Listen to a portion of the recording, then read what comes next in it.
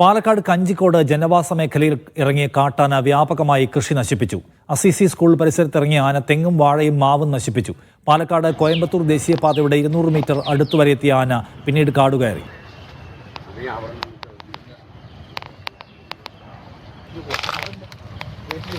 സാജിദ് അജ്മൽ കൂടുതൽ വിവരങ്ങളുമായി. സാജിദ്, കാര്യമായ കൃഷിനാശമാണ്. നിഷാദ്, ഈ കഞ്ചിക്കോട് അസീസി സ്കൂളിന് സമീപത്താണ് കാട്ടാന ഇറങ്ങിയത്. വ്യാപകമായി കൃഷി നശിപ്പിച്ചിട്ടുണ്ട്. മാവും വാഴയും തെങ്ങും ഉൾപ്പെടെ നശിപ്പിച്ചു. പാലക്കാട് കോയമ്പത്തൂർ ദേശീയപാതയ്ക്ക് സമീപത്ത് വരെ ആന എത്തി. ഇതിന് പരിസരത്താണ് കഴിഞ്ഞ ദിവസങ്ങളിലെല്ലാം തന്നെ 12 കാട്ടാനകൾ ജനവാസ മേഖലയിൽ തുടരുന്നത്. അതുകൊണ്ട് ഈ മേഖല മുഴുവനായി കാട്ടാനകൾ കൊണ്ട് പൊറുതിമുട്ടിയിരിക്കുകയാണ് ആളുകൾ.